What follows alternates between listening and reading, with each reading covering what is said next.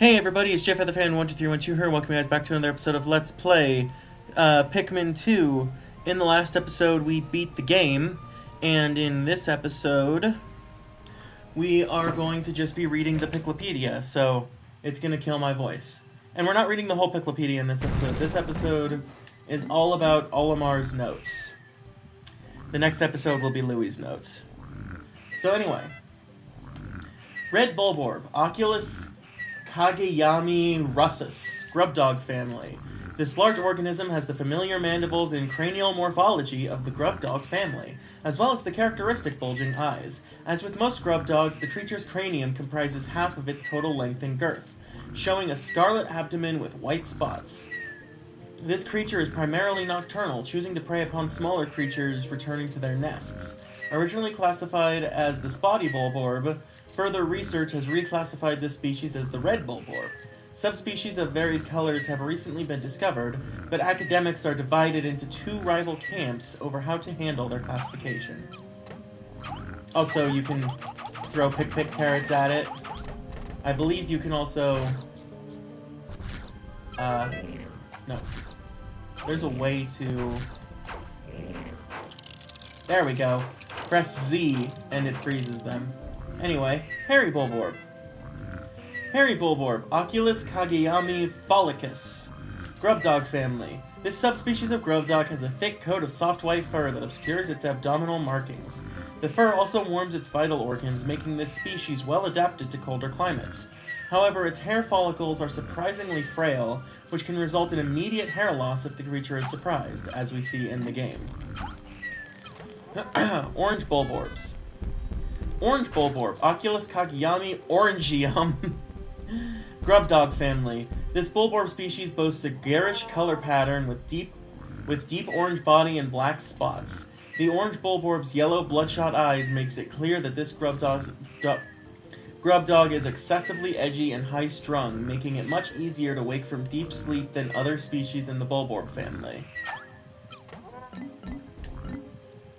Dwarf Red Bulborb. We killed at least 54 of... Ha! There's total 70 killed. 54 of those 70 came from that one floor. Oh. Oh. Oh, no. Oh. Sorry, just a spider walking up my wall. That's not terrifying. Anyway, I don't even have arachnophobia. I don't have arachnophobia. I just hate bugs and I'm somewhat scared of spiders, so yay. But that's beside the point. Dwarf Red Bulborb. Panceris pseudoculi russus, breadbug family. Although initially identified as a juvenile red bulborb, groundbreaking new research indicates that this creature is in fact a member of the breadbug family. A close relative of the vanilla breadbug, it escapes predation through mimicry. Unique adaptation of the red bulborb's crimson coloration allows the species to safely commingle. Such effective adaptation and obfuscation by a prey species is rare, indicating this clever creature is a master of mimicry. I need to stop doing that. Snow Bulborb. Snow Bulborb, Panceris pseudoculi frosticus. Breadbug family. Like the dwarf red bulborb, the snow bulborb is a member of the breadbug family that seeks to survive through imitating the appearance and behavior of a bulborb. Its pale coloration and blue spots make for easy identification. In particular, this organism mimics the hairy bulborb, but it is of course unable to grow the hair that gives the hairy bulborb its name. However, as the hairy bulborb has been known to lose its hair in certain circumstances, the snow bulborb is an effective mimic that is often mistaken for a member of the same species. Again, I did the same thing. Dwarf Orange Bulborb. Dwarf Orange Bulborb, Panceris pseudoculi orangeum. Orangeum again. Breadbug family. Just as dwarf red bulborbs mimic the appearance of red bulborbs, it was theorized that an orange bulborb mimicking variant must also exist. Recent fieldwork has confirmed this theory. Spotty Bulbear. Spotty Bulbear, Oculus terribilius. Oculus terribilius doticum. Grub dog family. A mid-sized species within the grub dog family, the spotty bulbear's unique feeding habits set it apart from the other grub dogs. The spotty bullbear patrols a set path searching for prey, instead of passively feeding on creatures that wander into a limited territorial range. When entering bullbear habitat, it is wise to proceed with extreme caution until the bullbear's patrol path can be clearly identified. Dwarf bullbear. Dwarf bullbear, Oculus terribilis. Grub dog family. A grub dog larva in its third stage of development. This creature's body structure is nearing maturation. However, unlike mature bullbears, it has yet to claim its own patrol route, and thus is dependent upon its parent for guarding direction. Bullborb larva. Bullborb larva, Oculus bambini. Grub dog family. As its name implies, this creature is a bullborb in an early stage of development. Its distinct bullborb coloration has yet to appear, but it already exhibits other uniquely bullborb characteristics. It is capable of hunting nourishment independently without the help of its parents. Fiery bullblacks. Fiery bullblacks, Oculus vulcanus, grub dog family. Bodily excretions of a highly flammable, waxy substance interact with the cell structure of this grub dog's skin, causing a chemical reaction that produces extremely high temperatures. The skin benefits from a spongy cell structure that diffuses the surface heat, protecting the creature's inner organs. Due to the astonishing amount of heat produced by this beast, it should be observed with great caution. Water dumple. I've killed 39 of them, but lost 12 Pikmin. I should note that really quick. Killed 11, lost 0. Killed 8, lost 0. Killed 19, lost 0. Killed 70, lost 0. Killed 43, lost 3. Killed 85, lost 0. Killed 4, lost 2. Killed 48, lost 4. Killed 95. I can't even imagine how many of those were when the president almost died in the Hole of Heroes, but lost no Pikmin. Killed 8, lost 9. And then killed 39, lost 12. Water dumple, Ichthyosa felinus, grub dog family. A resident of freshwater pools and marshes, this aquatic creature regularly feeds on insects that land on the surface of the water. It shares a nearly identical skeletal structure with its close relative and terrestrial cousin, the bullborb. This may offer clues to its evolutionary origin and suggests that it only recently emigrated to an aquatic habitat. Bulbmin! Defeated 7, lost 3. Bulbmin, Parasiticus pikminicus, Pikmin family. This loathsome creature is in fact a parasitic form of Pikmin that has infected a bullborb. Unlike Pikmin that nest in Pikmin onions, this parasitic relative spends its life inside the body of a host, usually a bullborb. Juveniles fall in line and mimic the actions of their parent until maturing into full independence. By burying its root-like limbs into the nervous system of the host bullborb and infusing it with natural hormonal excretions, the bulbmin is able to control virtually all of the host's bodily functions. However, the host's voracious appetite seems impossible to suppress. I like the idea that bulbmin are specifically a parasitic Pikmin. It's a Pikmin family creature, and it just infects bullborbs. And the reason that the babies follow you is because they haven't gotten to a point where they're capable of independence yet. But once it's a fully matured bulbmin, then it has its own independence. It just can't suppress the appetite, and it's willing to eat its own kind. Anyway, I've defeated 26 fiery blowhogs and lost 0 Pikmin to win. Fiery blowhog, Sus draconis, blowhog family. This creature expels a volatile phosphorus compound from its snout that combusts upon contact with air. This fire-breathing ability is dependent upon the air-to-fuel ratio at its mouth, catalyst reaction within the expelled compound, and purification of the compound. Thus, it is highly unlikely such a complex process could cause the spontaneous explosion of a fallen blowhog. This process is also perhaps to avoid risk of spontaneous combustion in the belly of a live specimen.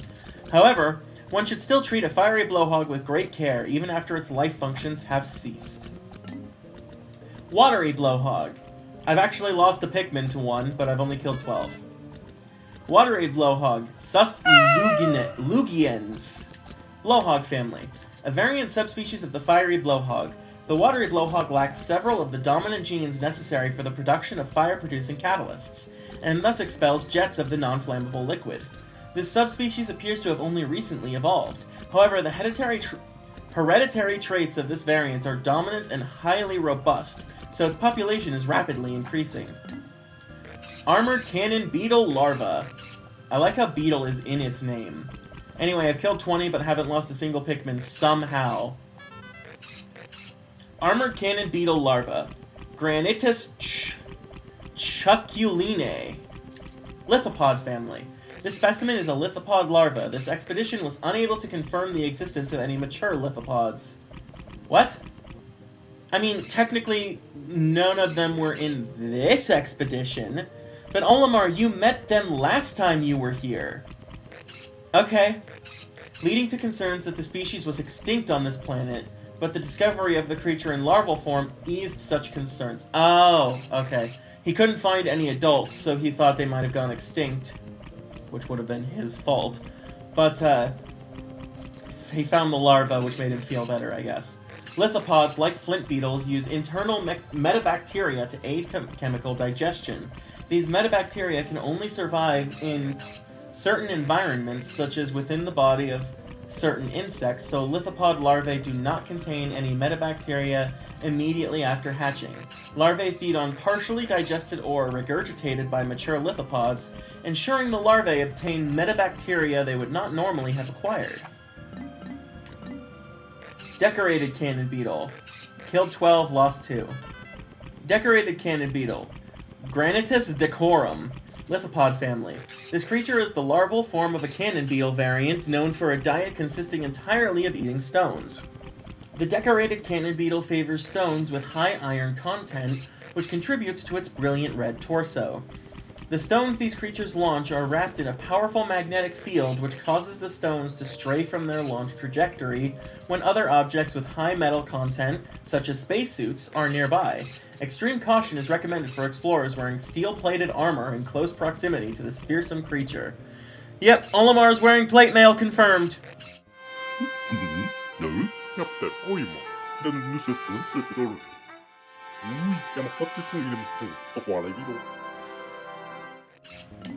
Puffy Blowhog, killed 6, it's impossible to carry its body back or to lose Pikmin to it. Puffy Blowhog, Sus and Flata. Blowhog family.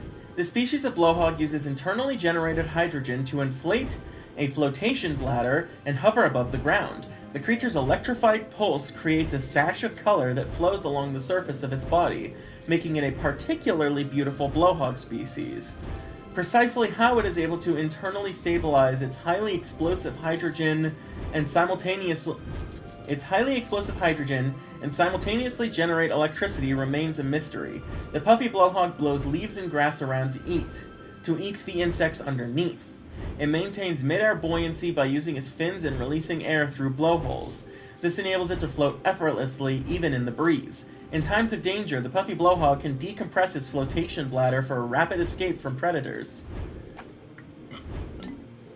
Withering Blowhog. We've killed 19 of them, way more than puffies, but you can't lose Pikmin to them either.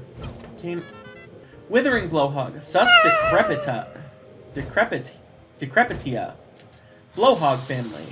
The Withering Blowhog is a close relative of the Puffy Blowhog, but its breath is significantly weaker. However, its breath does contain a petal-withering plant hormone that causes flowers to instantly lose their petals. Although its breath has not been studied in detail, analysis of the chemical compounds involved hold great promise for the biotechnology sector. Interesting. Gatling Groink. 5 defeated, lost 8 Pikmin to it.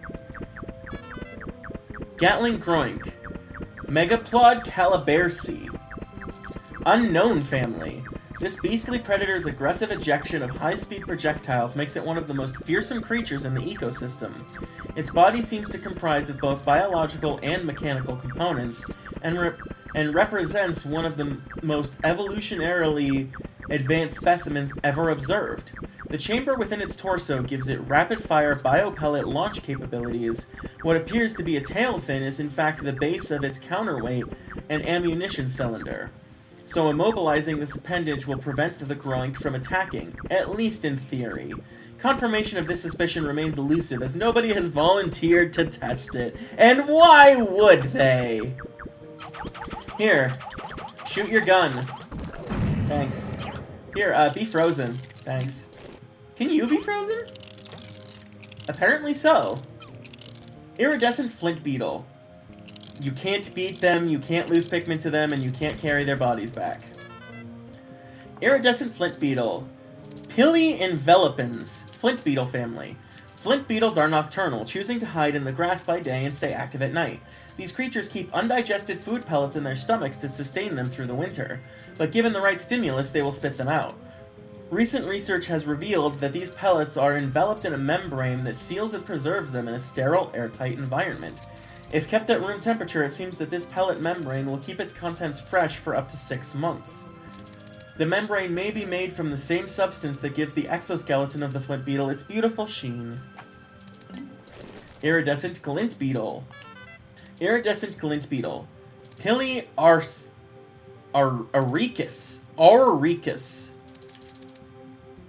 Glint beetle family. This variety of beetle consumes subterranean minerals. Due to the fact that it rarely emerges above ground, sightings of this particular species are extremely rare. While minerals are this beast's primary source of food, the beetle itself does not have the ability to digest these minerals. Instead, metabacteria living inside the beetle's stomach chemically break down the minerals. The resulting purified metal is discharged, but rare metals such as gold and platinum crystallize onto the iridescent glint beetle's shell, resulting in the beautiful laminated shimmer. That was actually really interesting.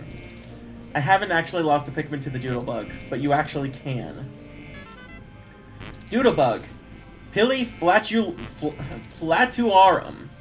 Flintbug family. Why are all of these technically in a different family? While life forms that excrete foul musks to warn of danger are not rare, the Doodlebug is the only species known to release flatulence when active above ground. Interestingly enough, it is merely releasing the gas created by decay of the contents of the creature's intestines. It does not have a special musk-producing organ. This means the creature is in fact merely flatulating. Spectral analysis of the rank gas indicates it contains not only methane, but hydrogen sulfide as well, making the flatulence a grade 13 biohazard. Female sheargrubs. I have killed 40. You can't lose Pikmin to them.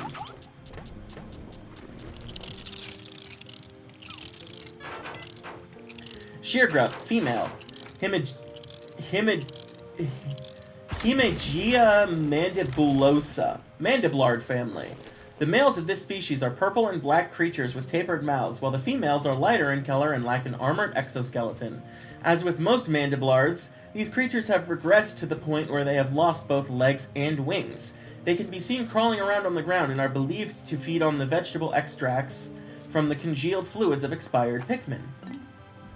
Male sheargrubs. I've lost exactly 1 Pikmin to them and killed 25. Sheargrub, male.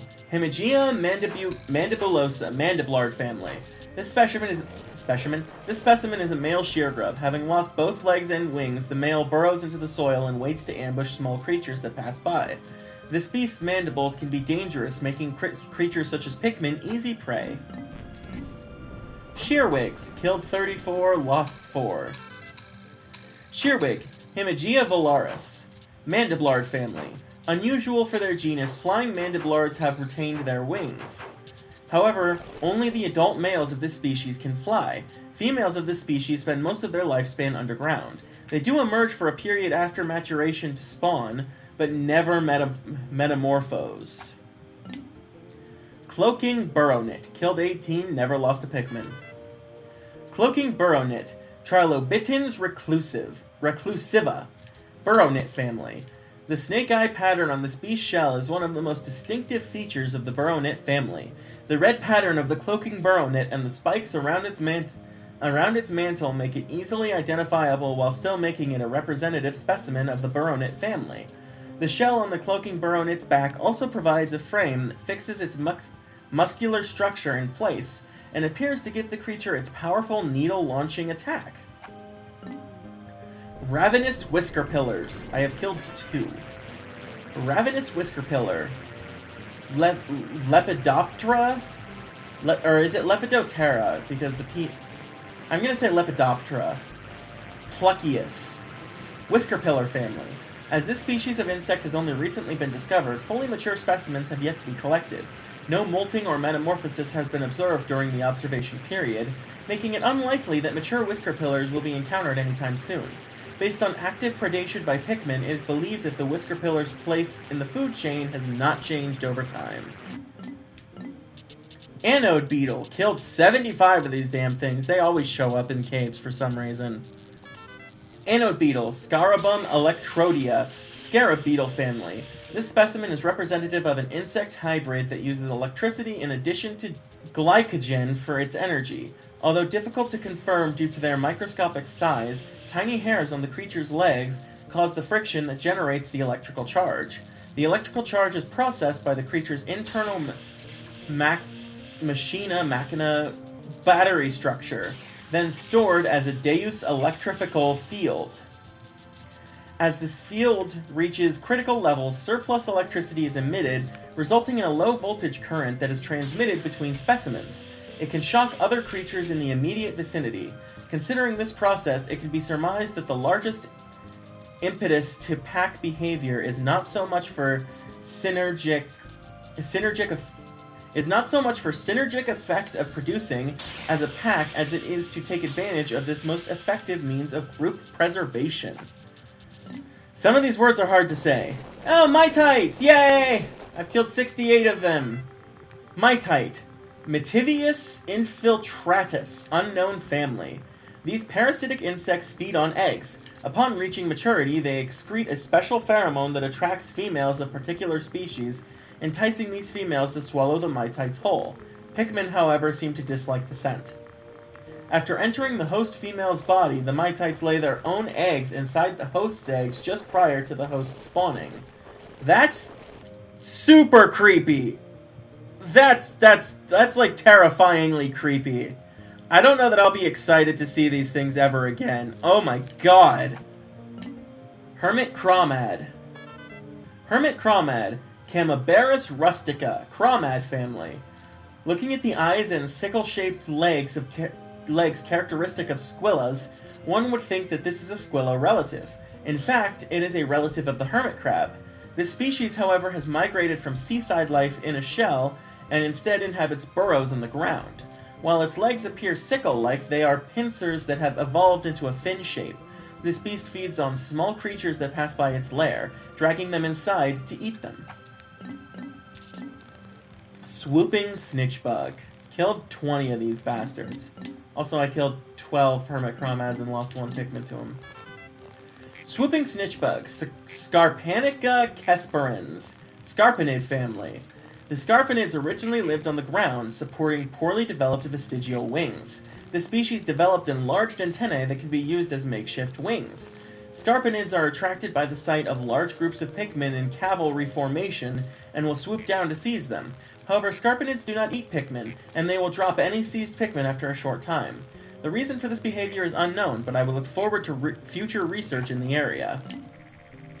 Yeah, he basically said... This was basically the creators being like, we can't come up with an explanation as to why they do it, so tell them we don't know! Anyway, bumbling snitchbugs, I've killed 10 of them. Bumbling snitchbugs, Carpanica dufenia, Scarpanid family. This is a variety of snitchbug. Its most interesting characteristic is that it likes to snitch leaders. Yet, barring wanton carelessness or incompetence, leaders are not easily captured. Any leader caught by this creature is clearly an idiot, which is why this creature is also known as the exposing snitchbug. There are several known varieties of snitchbugs, but research has stagnated despite it being such an interesting species. Olimar just called himself an idiot. Think about that. How many times did Olimar get picked up by a bumbling snitchbug in my playthrough? A lot!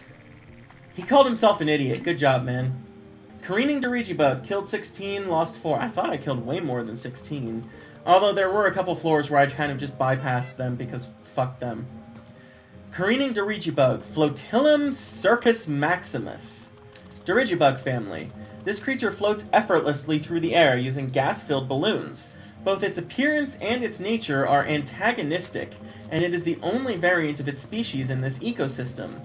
It may be best to consider the possibility that it somehow wandered into this ecosystem from an entirely alien one. Positive proof does not exist at this point, but that is how the creature is currently classified. Antenna Beetle, killed 5. Antenna Beetle, Mesmeri Raicontra, Kettlebug family. This creature is able to control the Pikmin by way of the peculiar frequency of its roar, but its only objective seems to be defensive in nature, as it stops Pikmin from attacking and forces them to run away. This piece prefers humid, dimly lit environments and has been known to inhabit empty and discarded containers. For this reason, it's wise to thoroughly ventilate any specimens that are recovered. Lifting off with one of these creatures in the hold can lead to a rupturing of the specimen during decompression, resulting in an explosive mess. And yet we did that 5 times. Yay! Lesser Spotted Jellyfloat, killed 12, lost none. Lesser Spotted Jellyfloat, Cephalus datalium, Jellyfloat family. This native jellyfloat is indigenous to the region. Unfortunately, it is currently endangered as its habitat is being overwhelmed by hostile immigrant species. Greater Spotted Jellyfloat, killed 4, lost none. Greater Spotted Jellyfloat, Cephalus vortexia, Jellyfloat family. Vivid pink coloration is the most noticeable characteristic of this floating life form. This immigrant species is not native to the region, having appeared to have recently arrived on wind currents. The luminescent organ in its head attracts prey, which it then sucks up and consumes with its lower orifice. Unlike jellyfish, the jellyfloat's tentacles do not have nematocysts, so there is no danger in touching them. What I'm garnering from that is that lesser spotted jellyfloats are native to the region, but they're being killed off by greater spotted jellyfloats showing up out of nowhere. And now for the Dweevils! Killed 20 fiery Dweevils, lost none. Fiery Dweevil, Mandarachnia, I'm going to say it that way, Mandarachnia nepalmens. I'm not going to be saying these Latin-esque names right, I'm sure. I should have said that at the beginning. Work with me. Dweevil family. Members of the Dweevil family are known for carrying objects of astounding size on their backs, then mimicking them. The fiery Dweevil is one species in this family. Generally, this is a very gentle insect that feeds on grass nectars, but when faced with danger, the fiery Dweevil ignites flammable internal gases, juts out its jaw, and spews scorching flames. As this clearly makes it a rather dangerous insect, it is best not to linger directly in front of it. Anode Dweevil, killed 9, lost 0. Anode Dweevil, Mandarachnia volticula, Dweevil family. Members of the Dweevil family are known for carrying objects of astounding size on their backs and mimicking them. The Anode Dweevil is one species in this family. They seem to have no particular preference for which objects they carry on their backs, as they will carry anything they can lift. They boast an internal organ that generates electrical charges, which the Anode Dweevil releases when it senses danger. Caustic Dweevil, killed 8, lost none. Caustic Dweevil, Mandarachnia sulfurnid, Dweevil family. The Caustic Dweevil is one member of an insect family known for mimicking objects by carrying them on their back. Several points of differentiation with other members of the species have been confirmed, such as body color and behavioral patterns, but none of these suggest major deviations in the creature's genetic structure. This makes it clear that it is a relative of the family.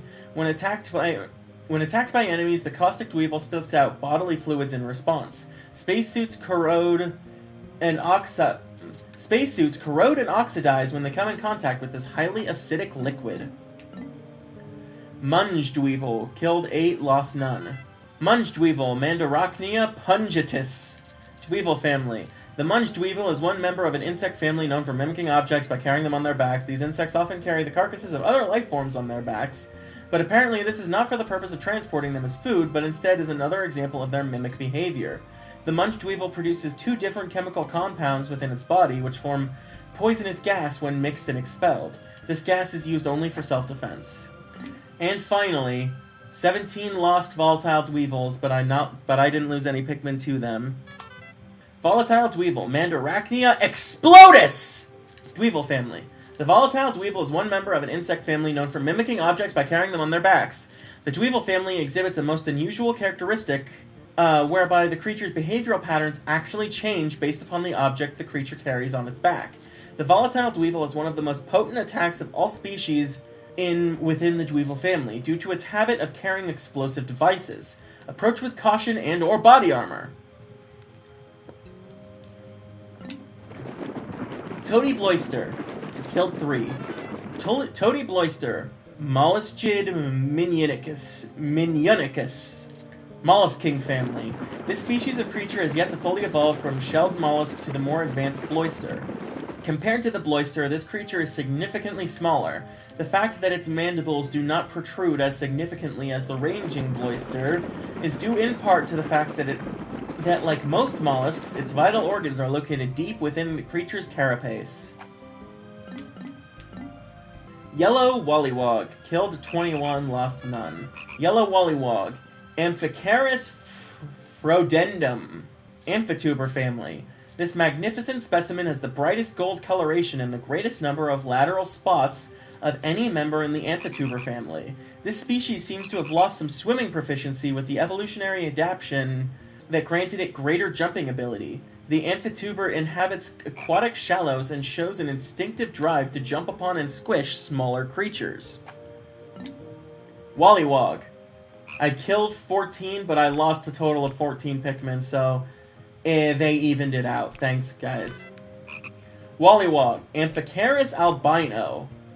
Amphituber family. It is believed that juvenile Wollywogs were once carried by underground current into caverns where they thrived in the dark habitat. This troglodytic species of Wollywog coloration results from generations of cave dwelling and lack of sunlight. Comparative differences between the size and shape of this Wollywog and other specimens are thought to be the result of natural selection at work, choosing traits better suited to life in a subterranean environment. Wogpoles. Wogpole. Amphicarus frodendum. Amphituber family. The Wollywog spawns in early spring, laying its eggs on low-hanging tree branches and shrubs growing in or near lakes and ponds. Such unorthodox amphibious behavior is a defense mechanism, protecting the eggs from predation by blue Pikmin and water dumples. The Wollywog's wild hopping near the shoreline in early spring is thought to be a method of driving predators away from the Wogpole eggs. Lapis Lazuli Candy Pop Bud. Lapis Lazuli Candy Pop Bud. Flora Cobaltium. Candy Pop family. No matter what color Pikmin is tossed into the bosom of this flower, it spits out the same number of blue Pikmin. This family of plant boasts soft, fleshy leaves, the sinewy tendrils of which allow the flower to open and close repeatedly over the course of a day. Crimson Candy Pop Bud. Crimson Candy Pop Bud. Flora rufusia. Candy Pop family. No matter what color Pikmin is tossed in the bosom of this flower, it spits out the same number of red Pikmin seeds. The Pikmin, the Candy Pop flowers, and the Pikmin onions are not easily explained by current theories of xenobotanical sciences, and thus have not yet been appropriately studied and classified. Golden Candy Pop Bud. Golden Candy Pop Bud. Flora aurumia. Candy Pop family. No matter what color Pikmin is tossed in the bosom of this flower, it spits out the same number of yellow Pikmin seeds. Current research has yet to produce any theories as to precisely what kind of interaction causes the Pikmin to change color to match the color of this flower's petals. Violet Candy Pop Bud. Violet Candy Pop Bud. Flora puniceus. Candy Pop family. Research from our most recent expedition has confirmed the presence of candy pop buds in subterranean regions. Considering the microecologies this plant has been found in, one could surmise that it could be found in any cavern regardless of geographic region. Tossing Pikmin into this flower results in the release of purple Pikmin seeds, regardless of the color of Pikmin tossed in. This variety of candy pop contains robustly odoriferous oils. If candy pop flowers could be cultivated, there is no doubt that the plants would offer multifaceted benefits to the cosmetic, medical, and tourist industries. Alright, that doesn't really make sense, but alright. Ivory Candy Pop Bud. Flora niveus. Candy Pop family. Research from our most recent expedition has confirmed the presence of candy pop buds in subterranean regions. Considering the microecologies this plant has been found in, one could surmise that it could be found in any cavern regardless of geographic regions. Tossing Pikmin into this flower always produces white Pikmin seeds, regardless of the color of Pikmin tossed in. In many cases, plants with small leaves typically have limited photosynthetic capabilities, and thus must find alternate means of obtaining nutrients, with parasitic and predatory behavior being most common. The candy pop could be considered one such example. Queen candy pop bud. Flora regina, candy pop family. This specimen constantly changes colors. When Pikmin are thrown into it, it shoots out seeds that match the flower's coloration the moment the Pikmin landed inside of it. The number of seeds shot out is always greater than the number of Pikmin thrown in. It can be said that this is a completely baffling plant, and many mysteries remain over precisely what sort of relationship it has with the Pikmin. It would appear that the Pikmin gain all the benefit from the relationship. Perhaps it is simply a different variety of Pikmin to begin with? Creeping chrysanthemum. Killed 15, lost none. Creeping chrysanthemum. Taraxacum rovinia. Chrysanthemum family.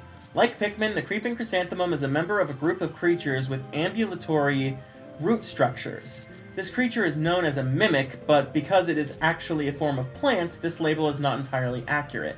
For unknown reasons, the creeping chrysanthemum's mimicry does not fool Pikmin, perhaps because they share a similar heritage. It relies on preying upon other creatures to provide sustenance, so it has no need of leaves for photosynthesis. Generally speaking, the role of plants within an ecosystem is as a producer species, and thus plants are generally found at the bottom of the food pyramid. However, on this strange planet, the line between producer plants and consumer plants is blurred. Skitterleaf, killed 25. Skitterleaf, Rus pseudoarbicans, skitterling family. The skitterleaf is a relative of the pond skater that shed its wings and adapted to life on the ground. With no residual traits of its airborne past, the skitterleaf can neither fly nor skid across the surface of the water. The wings have since evolved into the leaf-like structure on its back, which serves to hide the skitterleaf through mimicry. It appears quite effective, as few predators can see through this clever disguise. Unmarked spectralids. Unmarked spectralids, Finistari prismatis, flitterbee family. When strolling through the forest of this planet, clouds of these creatures are seen dancing overhead. Like flower petals drifting in the breeze, the sight of flitterbees dancing in lush green undergrowth is unforgettable. Flitterbee collectors drool over specimen sample boxes lined up in order, highlighting the slight color gradation changes from blue to red to yellow. Such items fetch particularly high prices at auction. Yeah, that one Poco that they're all worth. Honeywisp. Nectara fatis. Honeywisp family. This floating lifeform drifts effortlessly upon the winds. Upon its death, its physical structure instantly collapses, and as the creature is particularly elusive and difficult to catch, no sample specimens have been acquired as of yet. If we could simply recover a live sample, research on the species would likely proceed more smoothly. Mamuta.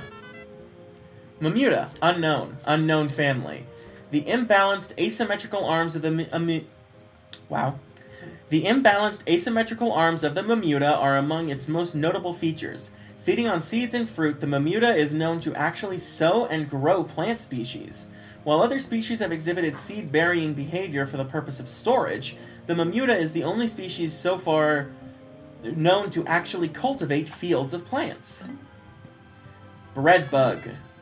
Breadbug, Pansaris glutenae, breadbug family. The adult breadbug competes for many of the same food sources as Pikmin, but its thick-skinned hide allows it to withstand most Pikmin group attacks. However, some researchers claim to have observed breadbugs being overwhelmed by massive numbers of Pikmin and reduced to food. I mean, no, you can't swarm a massive number of Pikmin on it and have them do anything. You have to throw Pikmin directly on top of it, or drag something it won't let go of, but whatever. Here's a pellet posy. I've killed 41 of these. Amplus nutrio, pelletweed family. In the stem of the pellet posy, one can observe the muscle fiber unique to half-plant, half-animal species, such as the Pikmin and candy pop flowers, so the pellet posy is a species that can be considered a close relative. Although the ability to crystallize nectar is unique to a small group of the pelletweed family, the fact that these plants reach maturity so quickly and that their pellets contain such high concentrations of the natural nutrients in the soil explains why the Pikmin and so many of the other indigenous species are so reliant on these pellets for sustenance. Common glowcap. Fungi luminarium. Glowcap family. The light emitted from this rare mushroom is neither a reflection nor a release of stored light. It grows not only on decomposing trees, but also on soil and rocks. This mushroom's fungal filaments are capable of stabilizing and concentrating pure Hocotadium 111. It is none other than the Hocotadium 111 approaching the point of critical mass that causes the glow cap's blue luminescence. Clover, Quatrius infectum, clover family. This is a naturalized species. These plants are extremely persistent, and with the assistance of a symbiotic fungus that grows on its roots, the species is able to survive even in drought conditions. Typically, its leaves come in groupings of 3, but intense impact on the leafing stem early in the development cycle can result in an extremely rare 4-leaf cluster. Figwort. Figwort. Scrofularia xenomium. Figwort family. This plant offers an excellent example of a non-native species introduced into the ecosystem by some unknown method. Upon introduction, it quickly established a foothold and adapted to the new habitat. This plant's distinct flowers usually exhibit a stunning blue color in early spring, but recent fieldwork has recorded specimens displaying a deep red hue. Although this may represent a sudden deviation in genetics of the species, the red coloration is much more likely an anomaly. Additional readings suggest no significant atmospheric or solar radiation changes have occurred in the ecosystem, leaving open the possibility that soil composition and mineral deposits may have affected petal coloration. Dandelion. Taraxacum officinale, dandelion family. This perennial grows best in locations with full sun exposure. Its flowers boast countless tiny yellow petals packed together in a head. The species seems to have as many weed-like variants as petals, so more detailed research on these plants would be best left to a botanical research specialist. Seeding dandelion. Seeding dandelion, Taraxacum ventilus, dandelion family. It is believed that this plant produces tufted seeds with a parachute-like arm, which allows the seeds to ride gently on the wind. This increases the distribution range of the plant considerably. Definitely didn't just go get the horsetail. Horsetail, Equestrius vindico, horsetail family. This variety of horsetail is prevalent in regions with low nutrient content in the soil. Unlike most other plants, this particular species propagates itself through the release of spores. Foxtail. Foxtail, Vulpes cauda, foxtail family.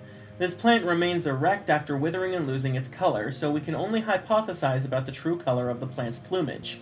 However, local soil analysis indicates trace amounts of dormant seeds, making it not hard to imagine that the area was thick with these plants in the summer. Glowstem. Nocturnica illuminati, glowcap family. Although they are obviously unrelated, the glowstem bears a striking resemblance to the streetlights on Hocotate. It is highly possible that glowstems could be a relic of some unknown civilization beyond the scope of our imagination. Margaret, Luminosus croceus, chrysanthemum family. This plant's delicate yellow flowers often inspire waves of nostalgia, giving a bittersweet feeling to any who gaze upon them. Fiddlehead, Violine orchestris, fern family. At first glance, this plant resembles the spring used in the ship's sublight engine. Many of its most primitive characteristics remain intact, including its habit of spreading through dispersal of spores. Shoot, unknown family. This is a young shoot of some kind, but what kind of tree species does it belong to? What shape will it take when it matures and grows to full height? Unfortunately, we are only able to obtain information from our portable scanners on a select few of the countless number of species we've encountered.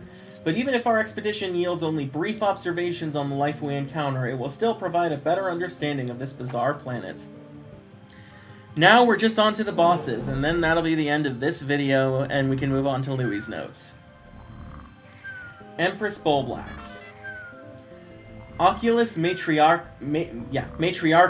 grubdog family. Initial Initial observations placed doubt on the capability of the grub dog family to support a strong ant or bee-like social structure, but recent studies show the family is capable of such complexity. The egg sac of the largest female grub dog within a given range swells to dramatic proportions in response to environmental changes, such as the sudden depletion of prey species. These females temporarily take on the role of pack matriarch. Also, in pack formation, it has been observed that nearly all males not involved in species reproduction undergo natural sex changes. The characteristics of such specimens are quite intriguing indeed. Burrowing snagret, killed 6, lost 3. Burrowing snagret, Chiropedes anacondae. Snavian family. The majority of snagret species lie in wait to ambush and capture prey, with a body type perfectly adapted to such sudden strikes. It violently attacks small surface-dwelling insects, distributed across a relatively wide range. Subspecies of snagret suited to the varying soil conditions have emerged, making the snagret the most geographically represented species besides the bulborb. Visually resembling the burrowing snagret is the burrowing snarrow, the range of which partially overlaps with the snagret's range. While the two may appear similar, when pulled from the ground they can be distinguished by the presence or absence of tail and wing markings. Beady long legs, killed 3. Beady long legs, Pseudoarachnia amoralis, arachnorb family. Although this creature is commonly associated with spiders, it is actually the result of a separate evolutionary line of insectoid creatures. Since the spherical body section supported by the creature's legs carries most of its internal organs, there appear to be no other features that would correspond to a head or abdomen. Emperor bullblacks, killed 5, lost 4. Emperor bullblacks, Oculus supremus, grub dog family. The largest member of the grub dog family is normally found buried in the ground with only the stalks of its eyes exposed. This camouflage allows the predator to surprise smaller creatures and use its long adhesive tongue to capture prey. The thick hide and angular hump give the organism a distinct rock-like quality. During the rainy season, moss grows freely on its hump, making it nearly impossible to distinguish this lethal predator from a stone.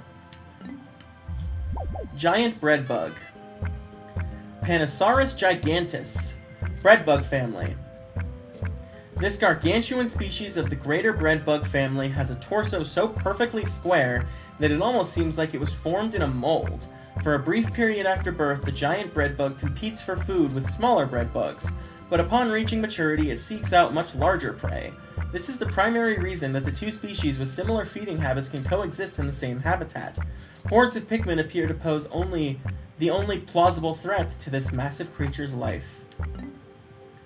Pileated snagret, killed 2, lost 4. Chiropedes ambulatria, Snavian family. This variety of snagret has the ability to both burrow underground and walk above it. Its earthy red coloration and distinct yellow ear and eye markings make it immediately recognizable. Despite featuring a chimera-like merging of serpent and avian features, the pileated snagret has poor eyesight for a bird, perhaps due to extended periods spent underground. To compensate for this, its nose features a thermal sensing organ common to many snakes, making it a dangerously effective hunter. Man at legs, killed 2, lost 2. Pseudoarachnia navarronia, arachnorb family. This species of the arachnorb family fuses with machinery at a crucial point in the maturation process, giving it the ability to fire energy bursts from the launcher beneath its orbular torso. However, the man at legs itself is not in control of this weapon. Instead, the mechanical portions of its structure appear to automatically acquire and attack targets. The man at legs has a gentle disposition, and as a member of the arachnorb species, it has no natural enemies. It is particularly difficult to understand why this species would develop such awesome offensive capabilities, leading to rumors among the scientific community that it was the machinery that approached the arachnorb and proposed the symbiotic relationship.